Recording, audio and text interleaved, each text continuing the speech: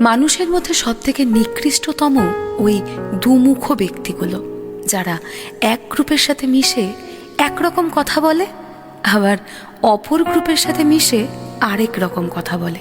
তাই দরকার হলে একা থাকুন, কিন্তু এদের থেকে দূরে থাকুন।